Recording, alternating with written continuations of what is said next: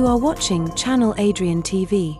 Yo, YouTube, what up? Welcome back to Channel Adrian TV, and y'all know me as Adrian. But before we get into today's topic, y'all know what y'all need to do. Subscribe to the channel, like and comment on the videos. Also follow me on Rumble where I post, and follow me on the Room 1031 podcast that I do with Maurice. And if you have anything you want me to react to, sports, a reaction video of a certain topic, it doesn't matter whatever it is. If it's a great suggestion, I will definitely do a video on it and shout you out. So just hit me up on one of my social media platforms. They'll be pinned in the description. Y'all, good morning, good evening, good night, wherever you are, but welcome to another Sunday service episode of motivation to give you motivation for the week. Now, before I get into this, I always want to say this to anyone new watching this: I am not a devout Christian. This is kind of my version of church to give you motivation for the week, because on some videos you may see how I speak and may see I'm not the most devout Christian, so you may want to leave this channel if this is going to rub you the wrong way. I'll give you time. So to get into today's episode is about ignoring the noise and staying focused. Because a lot of people ask me, Adrian, how come you stay focused? And how come if you do face a L or people talk about you, family, friends, co-workers, you're able to fight through that? It's because I ignore the noise and I put a few things in place in my mindset so it doesn't hold me back. If anything, it just makes me focus harder on things that I'm focused on and want to accomplish. Number one is knowing your why. And the reason I know a lot of people hear that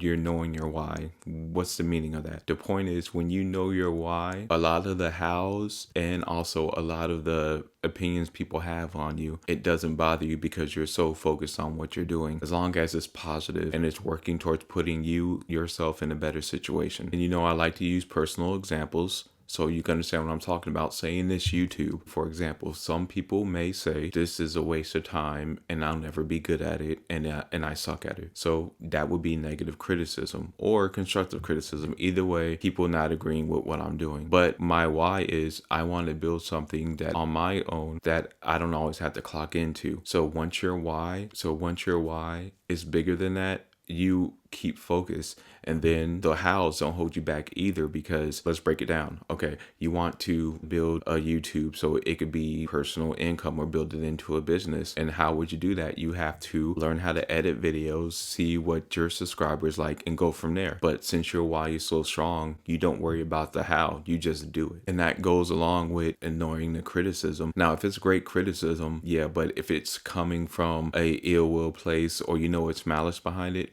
don't even worry about it. Just stay focused, because once you develop that why, everything else won't even matter. Now, for this one, I'm going to add this in because y'all know, even though this may not apply to me, I know this applies to a majority of people. You have to control your environment. And the reason I say that is because I don't care what environment I am. I'm strong-willed enough. I have a strong enough mindset to where if everybody around me saying what I'm doing is stupid, or if everyone around me is fat, it's not going to stop me from working out. If everybody says I'll never make it, that's not going to stop me for putting in the daily deposits every day to get closer to my goal. So for me personally, I don't need to control my environment when it comes to those things. But I can understand if a lot of people out there don't necessarily have that confidence, aren't strong enough mentally or strong enough emotionally. I can understand if you need to control your environment or protect your dreams. So because that criticism may be too much for you, that will cause you to stop. Now, for me personally, I don't move that way and I don't need that. And then on the other side of that, I don't mind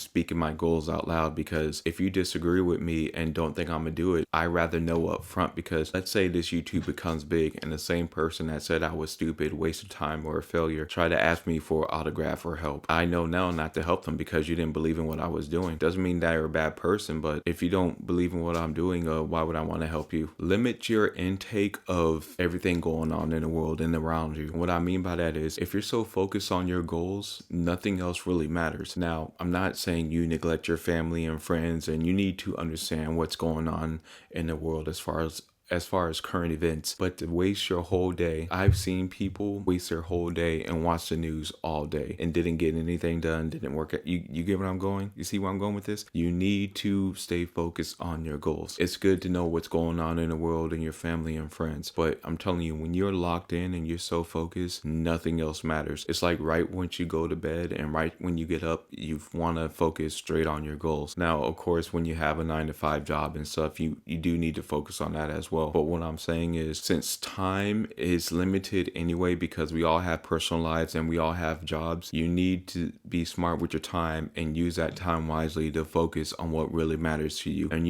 for me, that would be my goals. And number 5 is to celebrate small wins, because everybody around you or people watching you from the outside, they may not see you winning. They may not see the big gains. For example, you may have made extra $6,000 last month, but you're not driving a newer car, so how would they know? So to yourself, celebrate the small wins. Now, I'm not saying you do something to let people know how successful you are. In actuality, I'd rather you keep that more to yourself so you can see how they treat you. But it's okay to celebrate small wins, because you know you're winning. As long as you know you're winning, that matters. Now, people on the outside, they may not see the wins, but I can guarantee you this: if you do win big in the end, those same people are going to be the same ones saying they know you, or they're going to try to reach out to you, call you on Facebook, Instagram, whatever. So you shouldn't let that bother you anyway. Number 6, you need to learn how to set boundaries. And when I mean boundaries, because this is going to be more with your friends and family, set boundaries with your time, set boundaries with your mindset. If you know it doesn't align with how you move in life, don't do it. For example, I don't go to strip clubs. People that go to strip clubs, I don't judge them. Well,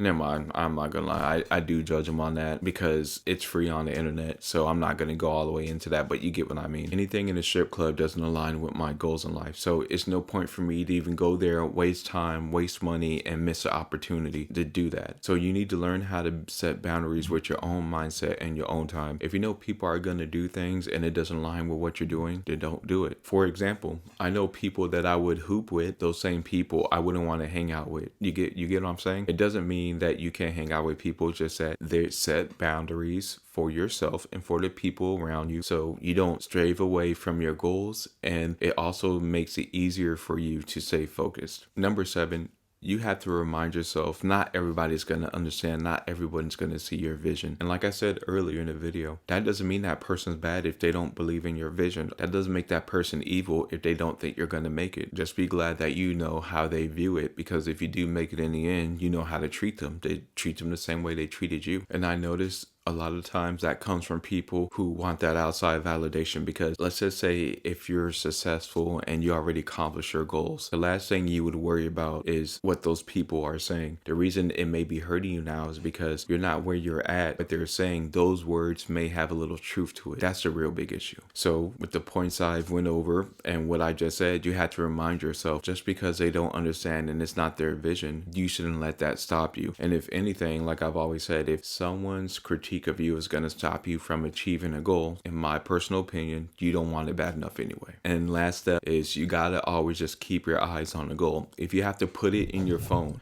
so you can see it every day, if you have to put it on a vision board, if you have to put it like on your wall when you get up in the morning, you got to put your goal somewhere to where you can see it and visualize it every single day. Because if you see it, read that list every single day, a lot of that noise around you, yes, it will still be there, but you're just constantly focused on your goals, constantly seeing it everywhere. If you have that type of mindset, and it will teach you how to build tunnel vision to where it doesn't matter what's going around you. It doesn't matter what people are saying, because you have your goals everywhere. Try it. If you have a wall, of course, from your bed, put a poster of your goals right across from you, or on your phone, have it as your wallpaper. Do whatever you need to do to put your goals around you so you constantly seeing it. Because if you really want your goals and you have your goals around you and you feel like you're doing something that's not attributed to those goals, you're going to feel bad. You're going to start feeling down on yourself. So it's another way to kind of have check and balances with your own mindset and your own focus. Because if you're doing something that goes against it, and you